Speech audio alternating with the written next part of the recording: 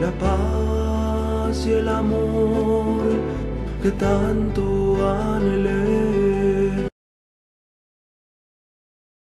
Porque no dijo que tú te muevas dentro de mi vida, Señor. Dile, hoy quiero que tú te muevas, Espíritu Santo, dentro de mi vida. Muévete en mí, muévete en mí. Toca mi mente, mi corazón, llena mi vida de tu amor. Muévete en mí, Dios Espíritu, muévete en mí. Muévete en mí, Dios Espíritu, muévete en mí.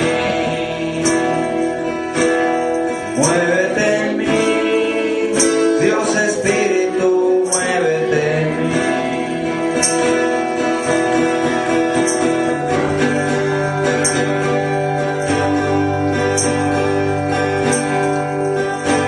Eres digno de abrir los sellos, Señor. Eres digno de abrir los sellos, Jesús. Porque fuiste inmolado con tu sangre, me has salvado. Porque fuiste inmolado con tu poder, me has levantado. Gloria a Dios,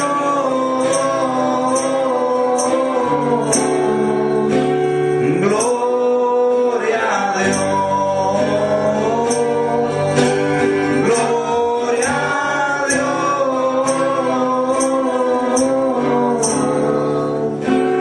gloria a Dios.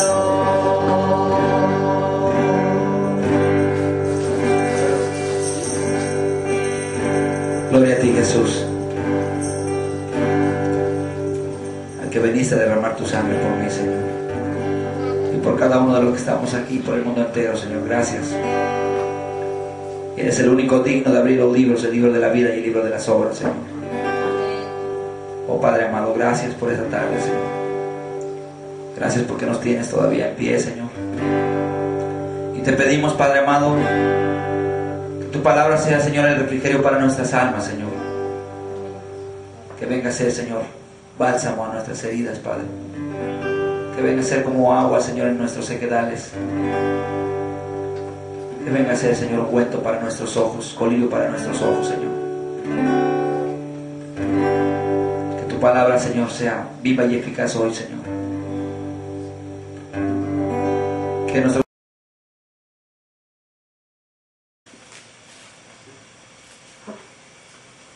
Éxodo capítulo 17, vamos a estar leyendo una porción de la palabra de Dios.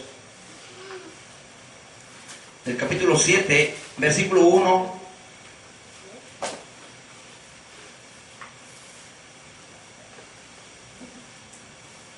versículo número 7 al capítulo 17, versículo 1 al versículo 7.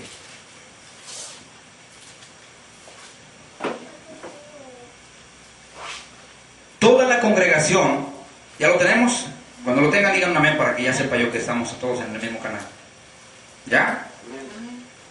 Toda la congregación de los hijos de Israel partió del desierto de Sin por sus jornadas, conforme al mandamiento de Jehová, y acamparon en Refidim, y no había agua para que el pueblo bebiese. Y altercó el pueblo con Dios y dijeron: danos agua para que bebamos. Y Moisés les dijo: ¿por qué altercáis conmigo? ¿Por qué tentáis a Jehová?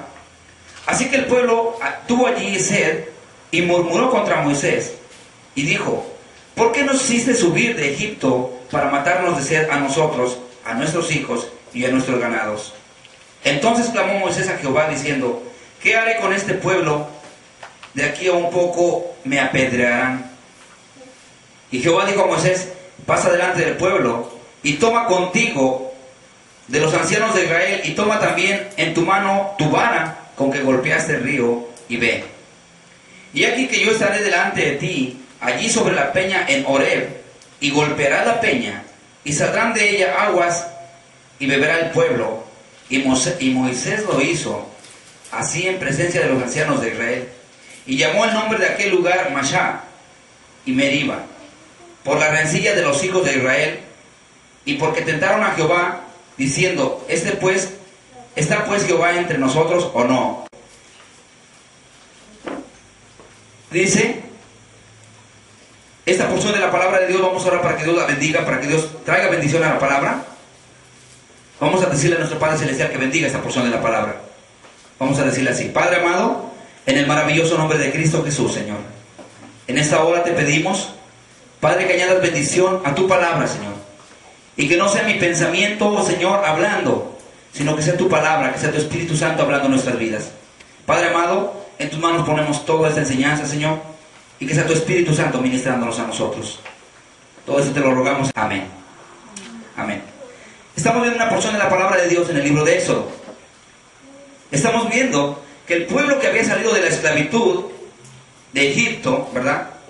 Este pueblo que había salido de la esclavitud había tentado en varias ocasiones a Dios. Este pueblo tenía una característica especial. Este pueblo era un pueblo rebelde. Era un pueblo rebelde. Era un pueblo que continuamente tentaba a Dios. El tema de hoy, si así lo queremos titular, es la incredulidad. La incredulidad. ¿Y por qué la incredulidad? Porque el pueblo de Dios tiene una característica.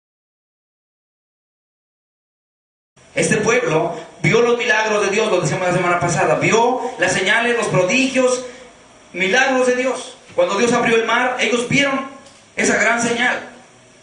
Dios les envió comida, les mandó el maná del cielo. Ellos vieron muchas cosas preciosas de parte de Dios que solamente Dios podía hacer.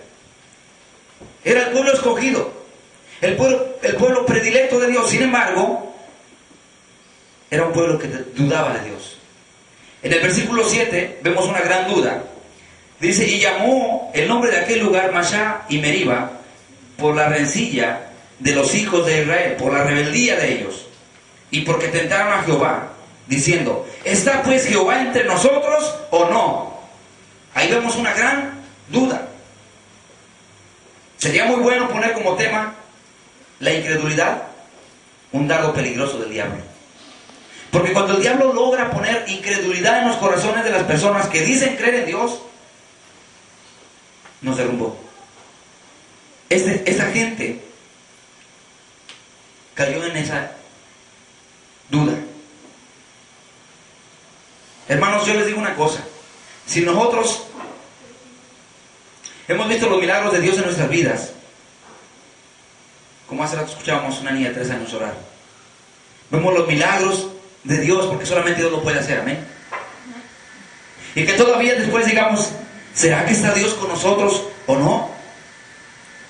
Eso sería como dejar que el diablo venga con un dardo y nos derribe. La palabra de Dios dice que con muchos o pocos Jehová salva, amén.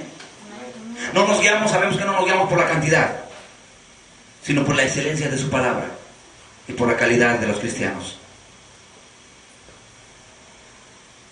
Este pueblo era un pueblo rebelde. Y yo les voy a decir algo: el día de hoy estamos viviendo una etapa, una vida, una situación dentro del cristianismo, o de lo que se puede llamar cristianismo, mucha duda. Y no voy a decir nombres, pero desde organizaciones grandes hasta las más pequeñas están contaminadas por ese gran dardo de la incredulidad. Una un ataque del diablo que llega a cada persona. Y vuelvo a decirte, cuando el diablo logra golpearte y tú no te defiendes, él te hace pedazos. Espiritualmente hablando, te destruye. Ejemplos. A una persona que tú encuentras por la calle y le dices, ¿crees en Dios? Y te dicen que sí creen en Dios. Sus labios dicen que sí creen en Dios, ¿cierto o no?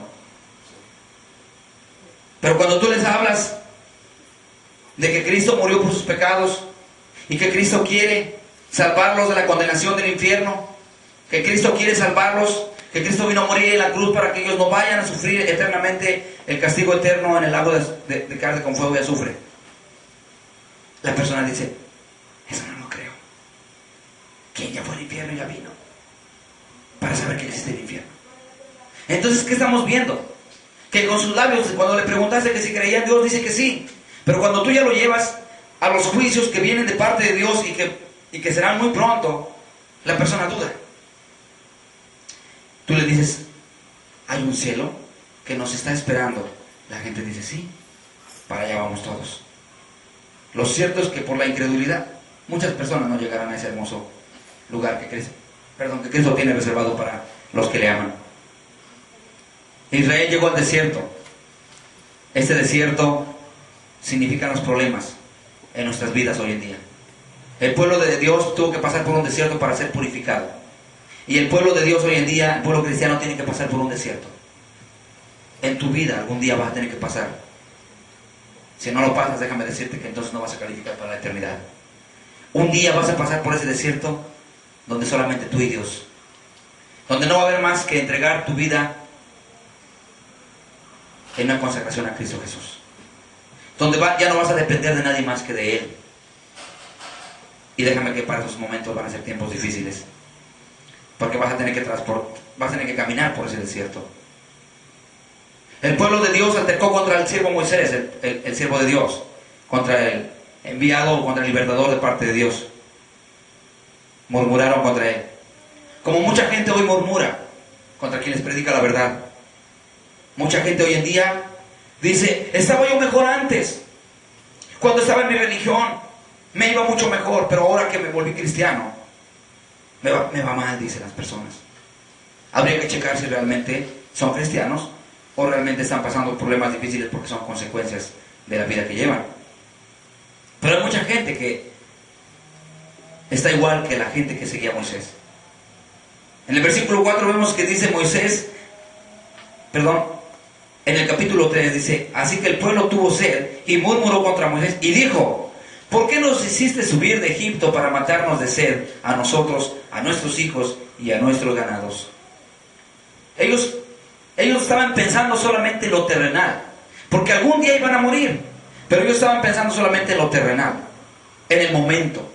Tengo sed. ¿Por qué me trajiste aquí para morir? Pero no estaban vislumbrando la eternidad. No estaban pensando en la eternidad. Muchos de ellos perecieron en el desierto. Y mucha gente hoy en día, igual que dice creer en Dios, está pereciendo sin Cristo. No está alcanzando a llegar a la promesa de Dios de la eternidad con Cristo, donde no habrá dolor, no habrá lamento y no habrá más muerte, porque dudan de Dios. Las desconfianzas hacia Dios. Si ustedes ven del capítulo 17 de Éxodo para atrás, ustedes van a ver todos los milagros que Dios hizo. Ustedes van a ver cómo abrió el mar. Allí en el capítulo 15, ustedes van a ver cómo dice la palabra de Dios que ellos pasaron el mar. Incluso la hermana de Moisés cantó un cántico, ¿verdad?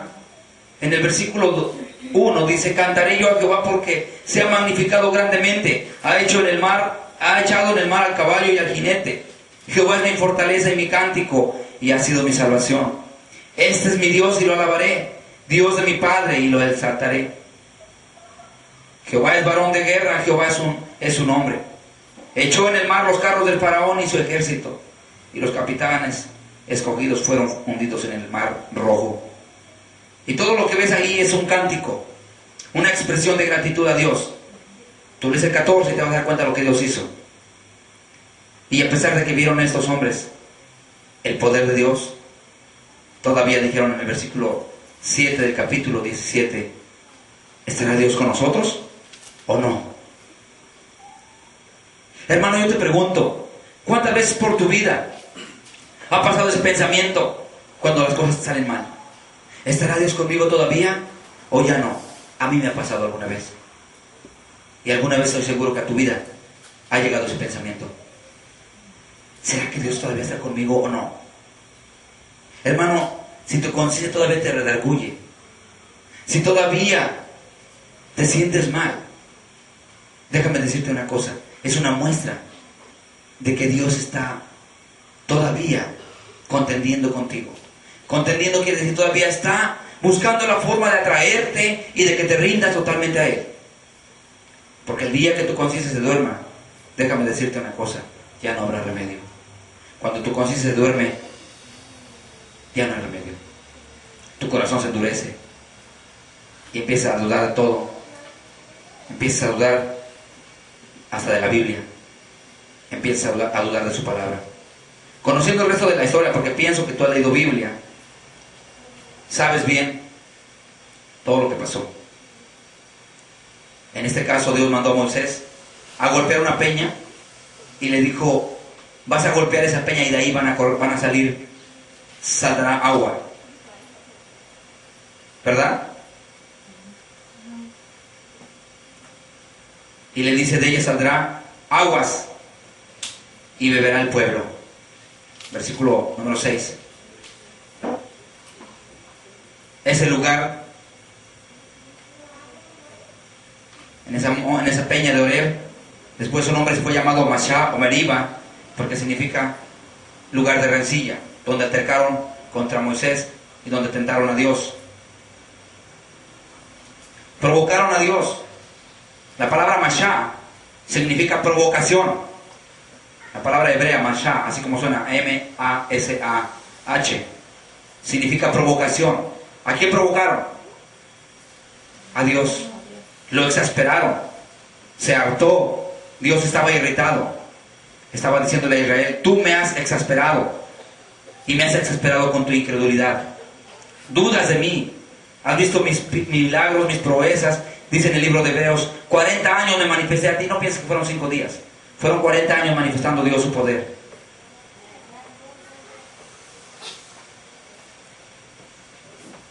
El Señor no está solamente afligido por el pueblo. El Señor estaba exasperado hasta el punto de enojarse. Él no fue provocado solamente con quejas del pueblo. Era mucho peor que eso. Ellos lo habían acusado de abandonarlos en su prueba. Por decirlo así, un ejemplo, voy a poner a Susana, por ejemplo. Imagínense que Susana se está esforzando porque su niñito tenga un techo. Imagínense porque Susana está esforzando porque su hijo tenga que llevarse a la boca, que tenga alimento. Pero que el niño va creciendo. Y que un día el niño le reproche, madre, tú me has dejado solo. Me has abandonado. Si lo preguntáramos, ¿cómo se sentiría? Se sentiría muy mal. Diría, qué ingrato eres. Desde niño, desde que estabas en mi vientre, me preocupé por ti, hasta verte crecer. Y ahora que eres un joven, me dices que te he abandonado. Eres injusto, hijo, dirías, ¿verdad? Bueno, algo similar, solo que Dios es santo, estaba pasando ahí con el pueblo de Dios. Dios los guió como un bebé, como acabamos de poner el ejemplo. Dios los sacó de Egipto, los tuvo cuidado. Dice que de día una nube les cubría del sol y de noche una columna de fuego los iba guiando. Los fue guiando. El pueblo de Dios fue protegido por la mano de Dios. Y al último le reclamaron de abandonarlos. Porque esa palabra donde dice, ¿está pues Jehová entre nosotros o no? Esa palabra implica un acuse, un reproche hacia Dios. Tú nos has abandonado, le dijeron a Moisés. Vamos a morir en el desierto de sed. Hermanos, seamos honestos.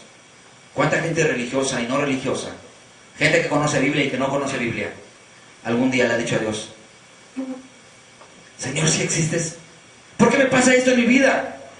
Si existe, ¿por qué estoy pasando por esta situación, Dios mío? Déjenme decir una cosa, es un reproche hacia Dios.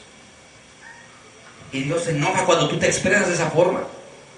Cuando nosotros llegamos a expresarnos de esa forma, decirle a Dios, si estás conmigo, ¿por qué me está pasando esto? Estamos reclamándole, y en esa pregunta implica un reproche, diciéndole, me has abandonado, Dios. Cuando Dios tiene cuidado de nosotros. ¿Alguna vez leyeron un pergamino que dice las huellas? Dice que cuando caminaba veía 4 pisadas, ¿verdad? 4 marcas de los pies en la arena. Y le dice, pero de pronto solamente había 2 huellas. Y después, otra vez había 4. Y después había 2. ¿Por qué? Y le dice, Señor, yo me di cuenta que cuando había 2 huellas, solamente 2 huellas, eran los momentos más borrascosos de mi vida. ¿Por qué me abandonaste? En los momentos más borrascosos de mi vida. Y la respuesta de aquel que escribió ese pergamino tuvo luz de Dios. Y dijo, hijo mío, cuando veías las 4 huellas, porque caminábamos juntos. Pero cuando tú veías solamente 2 huellas, yo no te había abandonado. Esas 2 huellas que tú viste eran las mías, porque yo te llevaba en mis brazos. ¿Cómo puede una persona reclamarle a Dios y decirle y acusarle de que nos ha abandonado? ¿Sabes quién pone el sol? ¿Sabes quién hace girar la tierra alrededor del sol? ¿Tienen una idea quién? Jehová de los ejércitos es su nombre. Cristo Jesús, el Dios hecho carne. Por él fueron creadas todas las cosas, y para él y por su poder y por su voluntad subsisten. Cuando amanece vemos el sol. Vamos por un parque y vemos los árboles y vemos qué hermosura de árboles, vemos el pasto verde. Y le podemos reclamar a Dios que nos ha abandonado cuando nos deja ver sus maravillas. Cuando deja que el sol salga para calentarnos. Dios se indigna. Este pueblo era un pueblo rebelde, hermano. Yo te invito a que tú dejes la incredulidad, porque la incredulidad te lleva a la rebeldía.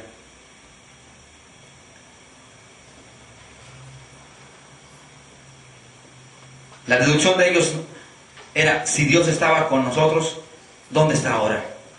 En otras palabras, cuando dicen aquí, ¿está pues Jehová entre nosotros o no? Está diciendo, Dios, el que abrió el mar, no es el que tiene todo el poder. Ellos llegaron a poner a Dios como en lugar de un Dios pagano, que solamente en un lugar especial está. Cuando la persona sale de ese lugar, ya no está para él, ya no está presente. Pero el Dios que yo te predico y el Dios que tú has creído es el Dios que está en todo lugar, que todo lo ve, que todo lo oye y que todo lo sabe. Vean nada más qué terrible expresión de este pueblo, decirle, ¿está entre nosotros o no? O sea, si ya no está entre nosotros, ¿qué quiere decir? Que Dios no es todopoderoso. Porque ya se fue quizás a otra parte y nos dejó solos. Déjame decirte una cosa. Es una expresión terrible. Y esto fue la expresión del pueblo que conoció las maravillas de Dios. Espero que no sea una expresión tuya nunca en tu vida. Porque aún en las circunstancias difíciles de tu vida, Dios estará pendiente de ti. Pero ¿por qué me van mal las cosas? ¿Por qué me salen malas cosas? Decimos, ¿por qué me salen malas cosas que yo hago? Porque tú decides mal.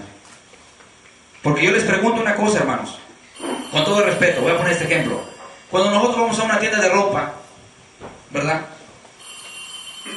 Nosotros vamos a una tienda de ropa y sabemos el size que usamos. Yo uso una camisa talla 15 o talla 16, algo así, de cuello 16. Pero si yo voy a una tienda y porque vi una camisa bonita, pero no vi el número, o no me importó el número si lo vi, y la compro, y llego a mi casa, y me la voy a poner para el servicio, pero mi camisa está muy grande, o demasiado pequeña. ¿Será culpa de la tienda que me vendió y me cobró la camisa? ¿O será culpa mía? En este caso, humanamente hablando, hay devolución. Yo puedo ir y decir, ¿sabe qué? Me equivoqué del número, pero muchas de las veces si ya está abierta, a veces no te la quieren recibir, o si perdiste el ticket de pago, pues ya no te la quieren aceptar. Bueno, pero son cosas terrenales.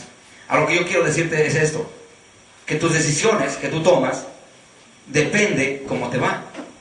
nos va mal muchas de las veces porque tomamos decisiones equivocadas. Nos quedó grande la camisa, nos quedó pequeña la camisa porque nos equivocamos en la elección. En la vida, déjenme decirles una cosa, en la vida nos va bien o nos va mal, porque depende de que nosotros elijamos. Para que te vaya bien, dice la palabra de Dios, ama a Dios con todo tu corazón, honra a tus padres, dice a los hijos, para que te vaya bien en la vida. Si tú escoges la palabra y escoges a Dios, te va a ir bien. Pero si tú escoges el camino del mal y no tomar en cuenta a Dios en tus caminos, seguro que nunca te va a ir bien. Te va a ir muy, pero muy mal. Dios siempre va a estar, porque Dios no se va a poder esconder en la India, porque Dios no es un Dios como los tibetanos, no es un Dios como lo del Islam, no es un Dios como Buda o Mahoma, que lo tienen por ahí en un lugar y ahí lo sepultaron, o como el Dios de la religión, que lo tienen ahí en un muro y en un lugar que le llaman el lugar santísimo ahí escondido. No, Dios está en los cielos. Él es el dueño del universo, de la tierra y su plenitud, y Él todo lo mira. Tus decisiones malas, nuestras acciones malas y buenas, Él las está mirando. El próximo estudio vamos a hablar acerca de Dios mirará lo oculto de nuestro corazón. Y déjame decirte una cosa, que Él está mirando todo. Él no es un Dios como los que se han creado como en México antes, un Dios Huitzilopochtli o Tlaloc, que está por ahí en un templo. Nuestro Dios es omnipresente. Él está en todas partes. Pero cuando la gente se expresa, dice, ¿estará Dios conmigo o no? O cuando la gente dice como aquel de las huellas, Señor, ¿por qué me abandonaste? La gente le está diciendo, tú eres un Dios pequeño, un Dios como los dioses aztecas, que solamente está en un solo lugar. Pero mi Dios, el que yo estoy predicando hoy, está con aquellos hermanos que están predicando en la India, que están predicando en Centroamérica, que están predicando aquí en Estados Unidos. Hermanos que están predicando la sana doctrina, el verdadero evangelio de Cristo, el evangelio del arrepentimiento, el arrepentimiento de la fe en Jesucristo. Dios está con ellos. Y aún aquellas personas que se están metiendo en las barras, aquellas personas que están embriagándose, embruteciéndose, Dios está mirando sus acciones, no está con ellos ahí, pero Él está mirando, porque Dios mira desde lo alto todas nuestras acciones, está mirando todo lo que están haciendo los perversos, para que en el día del juicio no tengan de qué esconderse, porque Dios no va en el día del juicio, no te va a decir, es que a mí me vinieron a decir el ángel Miguel y el ángel Gabriel que tú te ibas a las cantinas. No, Dios no tiene necesidad de que algún ángel vaya y le platique, porque Dios mira todo desde los cielos, porque Dios mira nuestras acciones y nuestras decisiones, y de acuerdo a nuestras acciones y nuestras decisiones nos va en la vida. Escogemos el bien, escogemos su palabra, nos va a ir bien.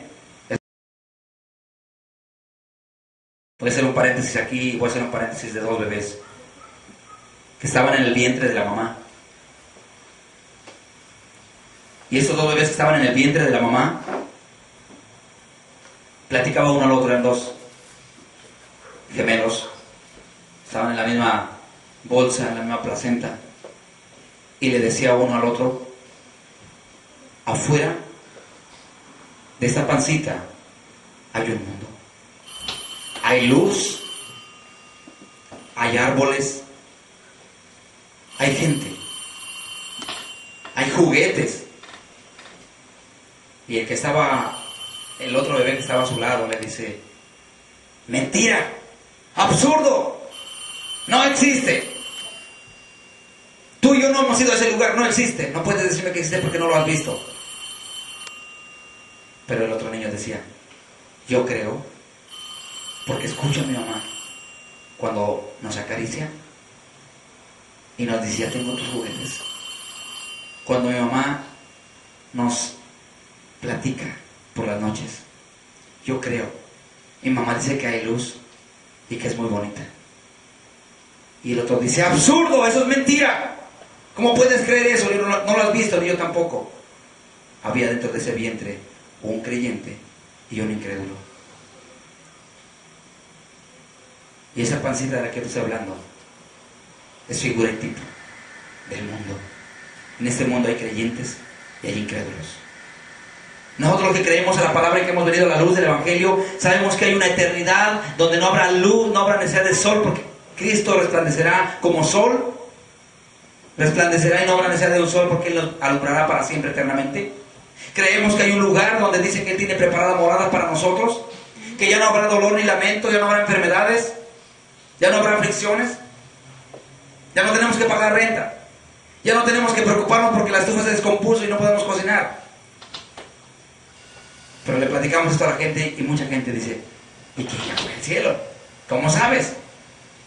Y es gente que profesa ser cristiana, o es gente que dice creer en Dios. Hermanos, esto que te acabo de mencionar de la pancita, no vayas a pensar que está en la Biblia o que es una doctrina de la Biblia. Solo yo te estoy diciendo para que lo entiendas, para que, como para analizar la incredulidad, el peligro de la incredulidad. Es un peligro ser incrédulos.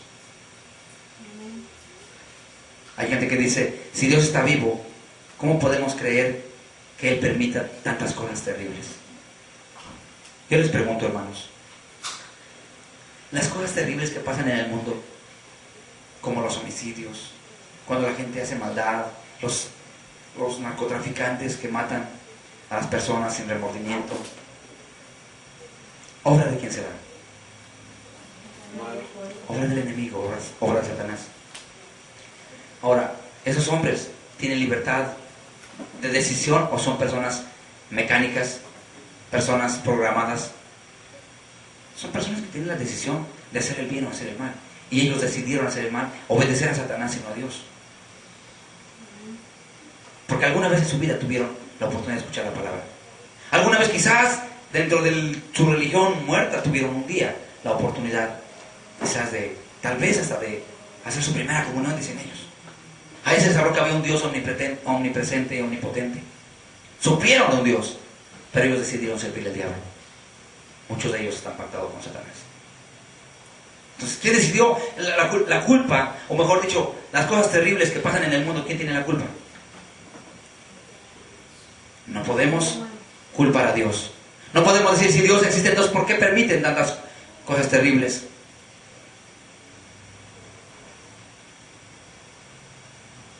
Pueblo rebelde.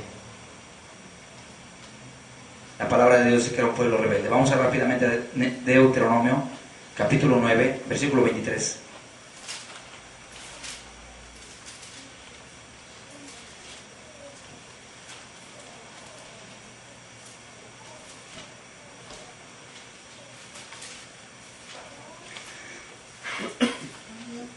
Dice la palabra de Dios: y cuando Jehová os envió desde Cades Barnea, diciendo: subid y poseed la tierra que yo os he dado, también fuisteis rebeldes al mandamiento de Jehová vuestro Dios, y no le creísteis ni obedecisteis a su voz. Fíjense lo que dice: cuando Dios los envió desde Cades Barnea, diciendo: subid y poseed la tierra que yo os he dado, dice, también fuisteis rebeldes al mandamiento de Jehová vuestro Dios, y no le creísteis ni obedecisteis a su voz. Dios ya les había prometido una tierra, un lugar donde ellos iban a estar, iban a poseer esa tierra, pero ellos no creyeron. Y en parte no obedecieron la voz de Dios. Para los cristianos de hoy en día, creemos que hay promesas de Dios, que hay moradas celestiales donde Cristo fue a preparar para nosotros. ¿Creemos o no creemos? Amén. Y andamos por la vida: ¿será que Dios me va a bendecir? Tal vez Dios me va a salvar. Andamos dudando de Dios. Ay, pues yo llevo 15 años en el Evangelio, pero si vieras, te contará cómo me ha ido, hermano. Hermano, déjame decir una cosa: con pruebas, con luchas, y ustedes son testigos, he pasado muchos problemas de salud, pero aquí estamos y seguiremos. Amén. Amén. Porque Dios todavía tiene cuidado de sus hijos.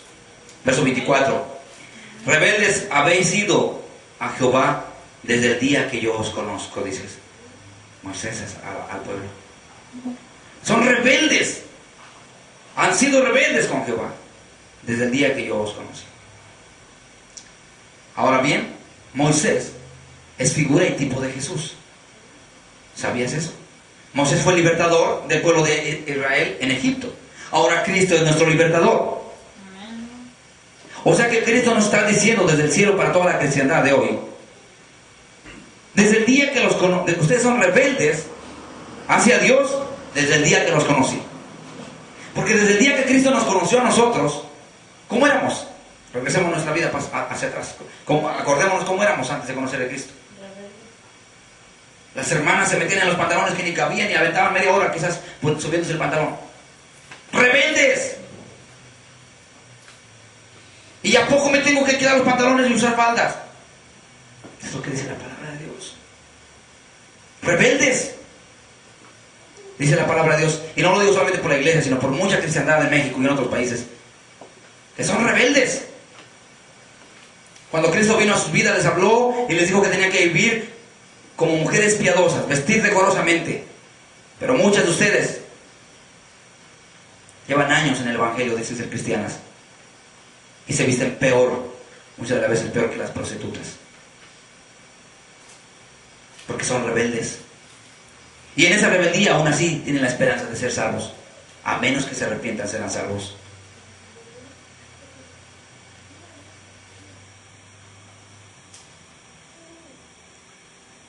Regresamos al libro de Éxodo.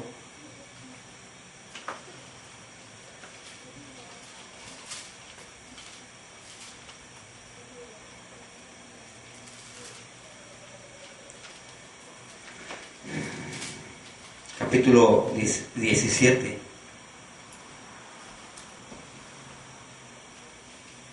Moisés, versículo 4. Moisés clamó a Dios. Entonces clamó Moisés a Jehová diciendo: ¿qué haré con este pueblo? De aquí a un poco me apedrearán. Moisés era figura y tipo de Jesús. Moisés no fue apedreado, pero Jesús fue escupido y abofeteado y crucificado. Y hoy los que le sirven son rechazados y odiados. Versículo 5 dice: Jehová dijo a Moisés: pasa delante del pueblo y toma contigo de los ancianos de Israel, y toma también en tu mano la vara con que golpeas el río, y ve. Y aquí que yo estaré delante de ti allí sobre la peña de Oreb, y golpeará la peña y saldrá de ella aguas y beberá el pueblo. Y efectivamente pasó eso. Ahora déjame decirte una cosa. Versículo 6 es una palabra para aquella época, una palabra pero profética también. Jesús representa aquella roca de salvación, amén. De él fluyen aguas vivas. Cuando le dijo a la mujer allí en el capítulo de Juan, capítulo 4, cuando se encuentra con la samaritana en el pozo de Jacob, le dice: dame de beber, y la mujer le dice: no tengo. ¿Cómo pides tú de beber? Tú eres judío, soy samaritana, no nos llevamos, no nos hablamos. Y le dice Jesús: si tú supieras quién te pide de beber, tú le pedirías a él. El que toma agua de ese pozo de Jacob, le dice, tendrá sed. Pero el que tomare del agua que yo le diera, no tendrá sed jamás, le dice. No tendrá sed jamás. En otras palabras,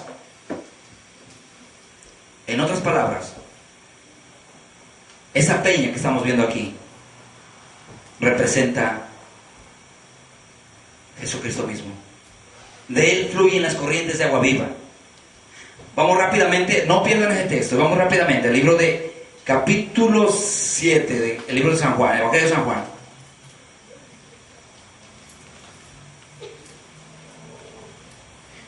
Evangelio de San Juan, capítulo número 7.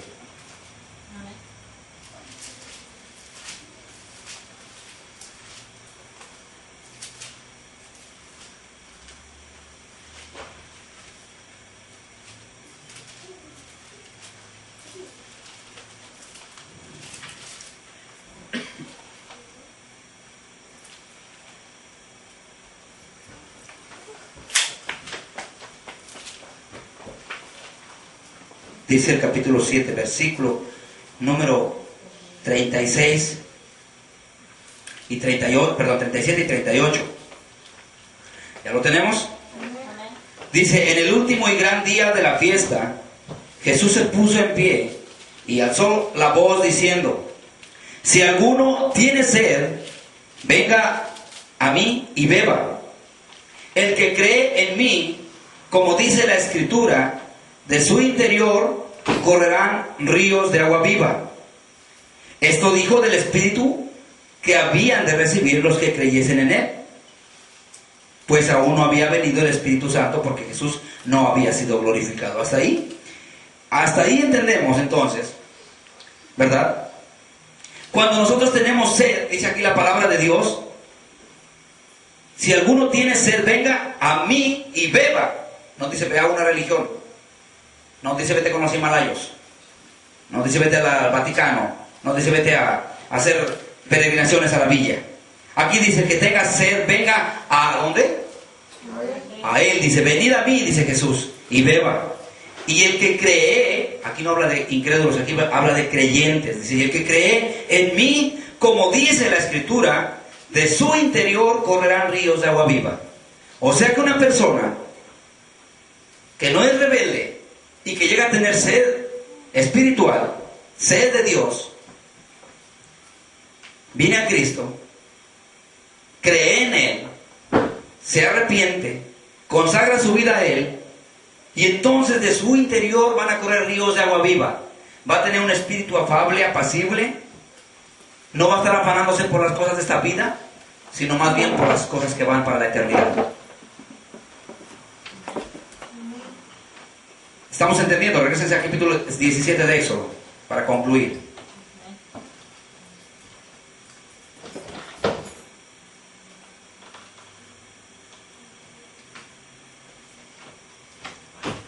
Capítulo número 17, versículo 6. He aquí que yo estaré delante de ti, allí sobre la peña, en Horeb, y golpeará la peña, y saldrá de ella aguas, y beberá el pueblo. Y Moisés lo hizo así, en presencia de los ancianos de Israel. Solo que esta ocasión fueron saciados de su sed, pero este pueblo tenía una actitud de rebeldía. Cuando tú tienes una actitud de incredulidad, muchas de las veces Dios puede saciarte. E incluso muchas de las veces hasta te da doble trabajo o 3 trabajos quizás. Pero muchas de las veces no es para bendición. Ojalá que siempre fuera para bendición. La mayor parte de las personas es para maldición. Porque dice la palabra que el principio de todos los males es el amor al dinero. La mayoría de los casos de las personas les ha hecho daño el dinero. Les afecta. Se olvidan de quién es Dios.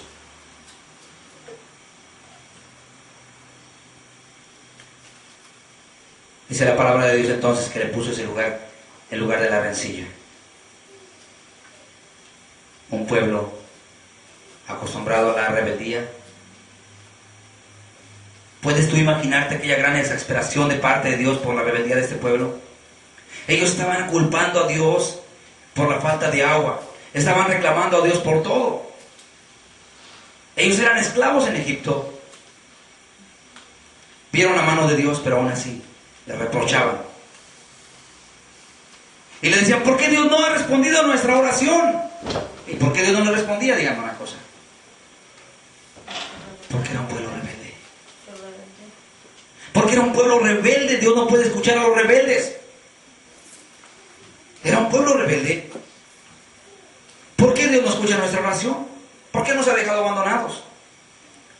Dios estaba mirando todo lo que hacían, pero ellos no podían ser contestadas sus oraciones porque era un pueblo rebelde. ¿Cuántas personas tú conoces que dicen, he estado orando a Dios,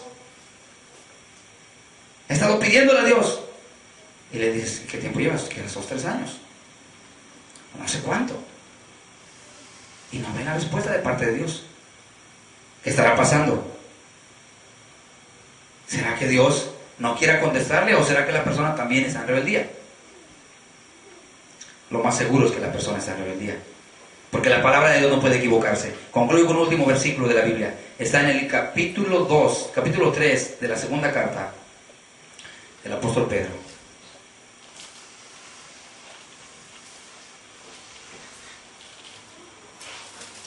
Perdón, la primera carta del apóstol Pedro, capítulo 3, versículo número 10.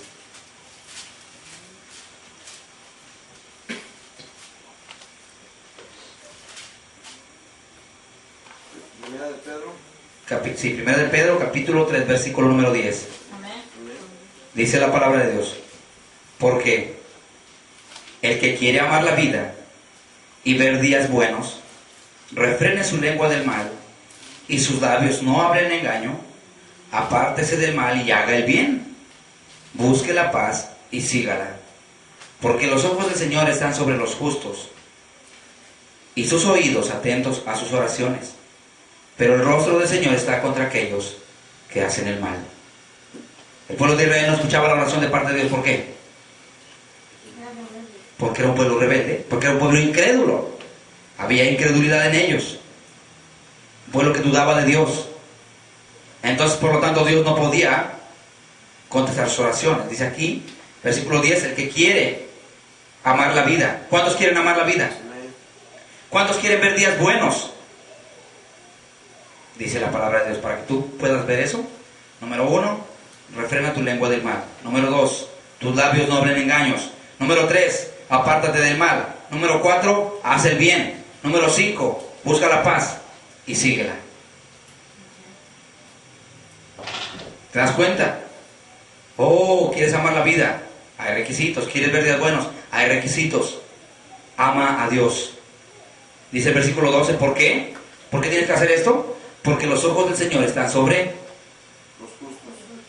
¿Y sus oídos? Atentos a las peticiones de los rebeldes. Atentos a las peticiones de los borrachos. Atentos a las peticiones de los amargados. Atentos a las peticiones de los hijos rebeldes. No, dice que Dios está atentos a las oraciones de los justos, pero el rostro del Señor está contra aquellos que hacen el mal.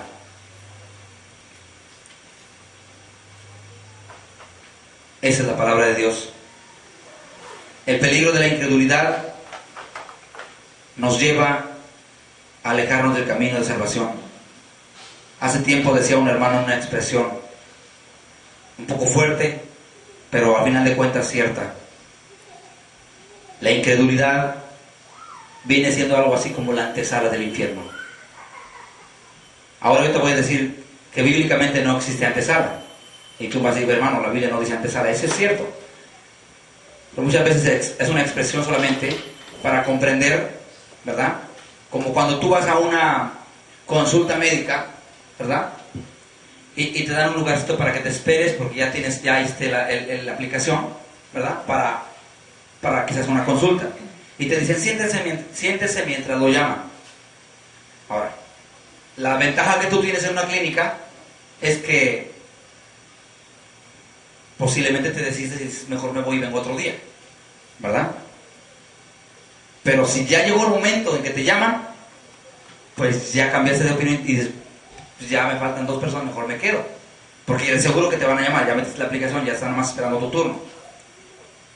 Bien. La incredulidad es como la aplicación al infierno. Ya no más falta que te atiendan. Ya no más falta eso. ¿Dudas de Dios? ¿No le crees a Dios? ¿Ignoras su palabra? ¿La tomas como si nada? No te preocupes, ya está la aplicación hecha. El infierno está esperando tu turno. Lo único que va a pasar es, como en el caso de la clínica, que desistas y digas, mejor vengo otro día, o que esperes tu turno. O sea que en otras palabras, va a depender de ti si quieres escapar del infierno o ir para allá. Porque la incredulidad es como esa aplicación que te acabo de mencionar. La palabra de Dios dice, a los que creyeron y se bautizaron serán salvos, mas al que no creyere será, ¿cómo dice? Vamos al texto, porque ya voy a cerrar la Biblia. Ya la había cerrado, vamos a concluir. Quiero que te vayas con esa palabra en tu mente, en tu corazón. Juan capítulo número 3. Adelantito. Juan capítulo 3, sí, adelante. Nuevo Testamento, Juan capítulo 3. Porque dirás, hermano, tú estás sacando muchos textos y posiblemente ni existan, tal vez son producto de tu imaginación. No, hermano, no son textos que están ahí en la Biblia, que al Espíritu Santo le plació plasmarlos para ti y para mí. Dice el versículo número 17, capítulo 3. Porque no envió Dios a su Hijo al mundo para condenar al mundo, sino para que el mundo sea salvo por él. El que en él cree, Oigan lo que dice aquí. El que en él, ahí subraya esa palabra él porque se refiere a Jesús. No vais a pensar que el que cree en el Vaticano, o el que cree en el Papa, o el que cree en la misa, o el que cree en el rosario. No, el que cree en Dios, en Cristo Jesús hecho carne, el Dios hecho carne. El que cree en él, en Cristo, no es condenado. Pero el que no cree ya ha sido condenado. O sea, ya está la aplicación para el infierno. Porque no ha creído en el nombre del unigénito Hijo de Dios. Y esta es la condenación, que la luz vino al mundo y los hombres amaron más las tinieblas que la luz, porque sus obras eran malas. Porque todo aquel que hace lo malo aborrece la luz y no viene a la luz para que sus obras no sean reprendidas. Mas el que practica la verdad viene a la luz para que sea manifiesto que sus obras son hechas en Dios. ¿Ya viste? ¿Para quién es la condenación? ¿Para el creyente o para el incrédulo?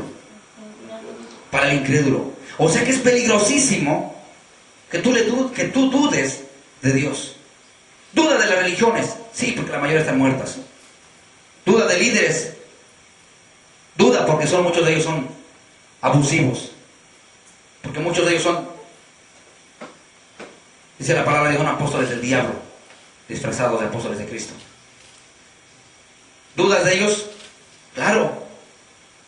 Pero déjame decirte una cosa, hermano, de la palabra de Dios no dudes. Incluso si tú quieres dudar de mí, puedes dudar.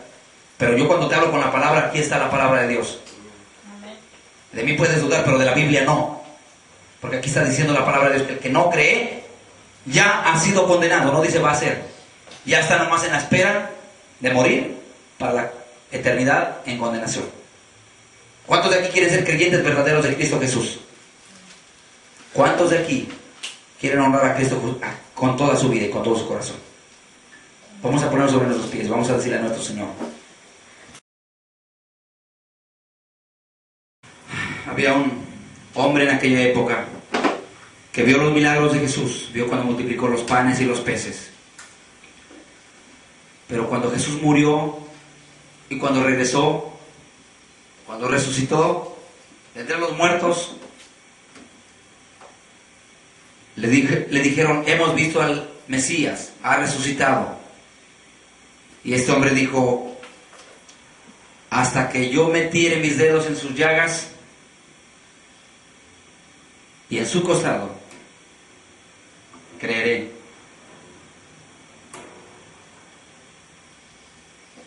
En otra segunda ocasión se presentó Jesús con ellos y le dijo, Tomás, mete tus dedos en las llagas y mete tus dedos en mi costado. Y Tomás dijo, se postró en tierra y dijo, Señor mío y Dios mío. Y Jesús le dijo, bienaventurado, dice, tú crees porque has visto. Bienaventurados aquellos que crean sin ver. O sea, en otras palabras, aprobó a Tomás, pero de muy poca forma, porque dijo, hasta que viste, creíste. O sea, que en otras palabras le dijo, también eres un incrédulo, como el pueblo de Israel. Le dice, pero dichosos, bienaventurados aquellos que crean sin ver. Bienaventurados aquellos que crean sin ver. ¿Tú quieres ser un bienaventurado, hermano? ¿O quieres ser una persona que todavía dudas del poder de Dios? ¿Dudas del poder de Dios? ¿Dudas de que Él te ha hecho crecer hasta el día de hoy sano? ¿Te trajo por el desierto quizás? ¿Te trajo quizás por la línea? ¿Pudiste pasar quizás con una visa? Quizás caminaste algunas noches por el desierto, como decía el hermano hace rato en oración, y permitió que estuvieras en este país y todavía dudas de Dios.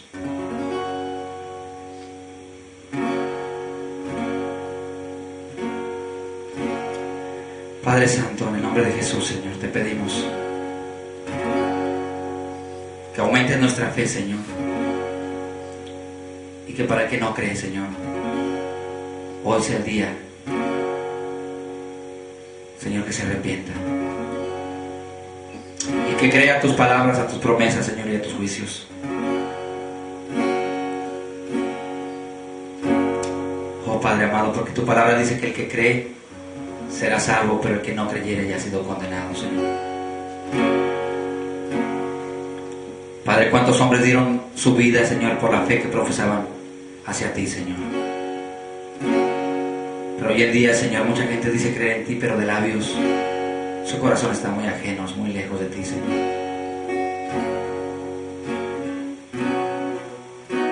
Oh Padre amado, qué terrible es el pecado de incredulidad, Señor, porque es como aplicar para ir al infierno, Señor.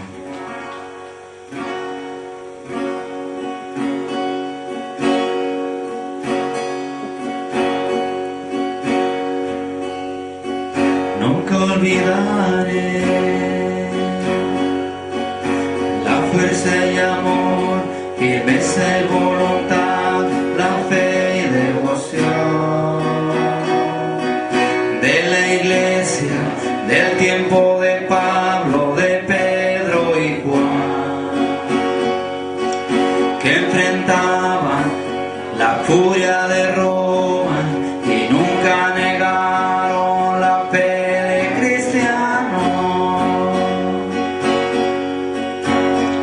Es ejemplo para mí, verdadera lección. Yo quisiera ver la bravura de los santos en plena arena enfrentando leones. Cuando más quemaban la hoguera, se oían los clamores de nuestros hermanos. Sobre sangre caían al suelo, llegaban al cielo con la victoria en las manos. Es ejemplo para mí, verdadera lección.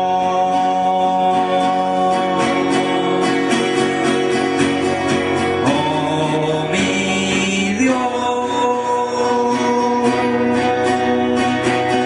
reaviva tu iglesia de nuevo. Haz la llama arder en tu pueblo, como en los primeros cristianos.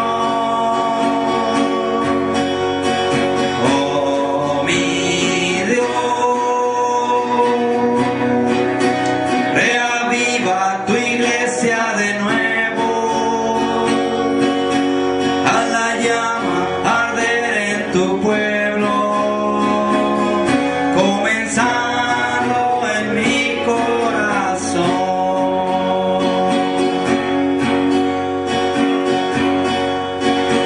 Oh Padre amado, esa vida, Señor, que vivieron los primeros cristianos, Señor, hoy brilla por su ausencia, Padre. Que no queremos ser perseguidos, Señor. Tenemos temor, Señor, decir a la gente la verdad, porque tenemos miedo a ser rechazados, Padre. Y a mí que me importa ser rechazado, Señor, si tú fuiste rechazado primero, Señor. A mí que me importa, Señor, si me han de quitar la vida, Señor, si a ti te la quitaron primero, Jesús. Antes sería yo dichoso, Señor, bienaventurado, Padre, si por causa del Evangelio, Señor, fuera pisoteado y asesinado, Señor. Yo quisiera ver la bravura de los santos en plena arena enfrentando leones. Cuando más quemaban la hoguera, se oían los clamores de nuestros hermanos. Sobre sangre caían al suelo, llegaban al cielo con la victoria en las manos. Ese ejemplo para mí, verdadera lección. Y acompáñame, dile así al Señor con esas palabras, si es que te nacen de tu corazón, dile así. Y luego, mi Dios, Oh mi Dios, reaviva tu iglesia de nuevo. Haz la llama arder en tu pueblo,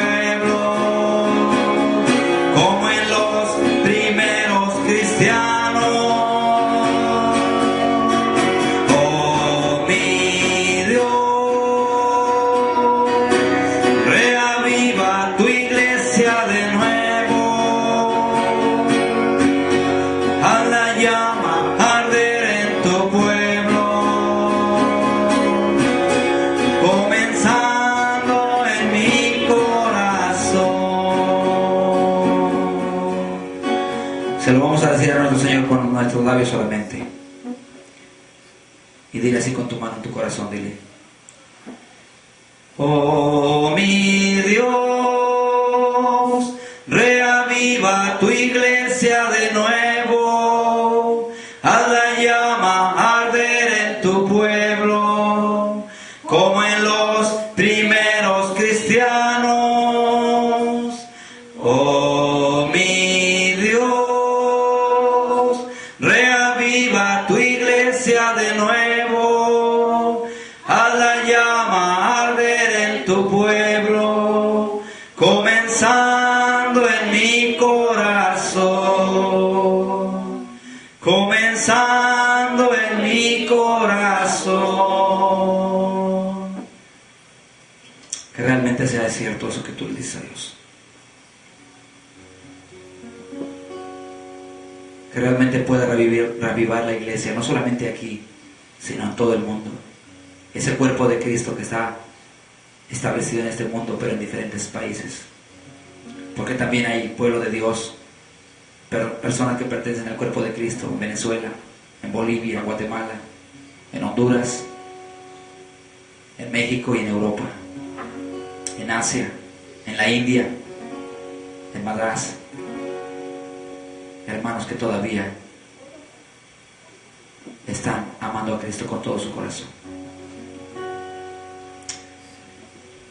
Vamos a decirle a Dios gracias por última vez en este lugar, en esta hora, y decirle: Padre eterno, gracias por este maravilloso momento, Señor. Gracias por tu palabra, Señor. Añade bendición a aquel que quiera ser bendecido, Señor. En tus manos ponemos nuestra vida, Señor. Y nos despedimos de esta congregación, mano de tu presencia, Señor. Oh bendito Jesús, gracias. Y que la comunión del Padre, del Hijo y del Espíritu Santo nos acompañe en cada momento, en nuestro entrar y nuestro salir. Cuida de nosotros, Padre, y haz que nos enamoremos más de ti, Jesús. Haz que nuestro corazón, Señor, anhele llegar el día jueves, el día domingo, para estar, Señor, un momento en tu presencia. Y decir como decía, Señor, aquel salmista: mejor es estar un día en tus atrios que 1000 fuera de ellos. Gracias, Papá Dios. En el maravilloso nombre de Jesús. Amén. Pues, hermanos, hemos concluido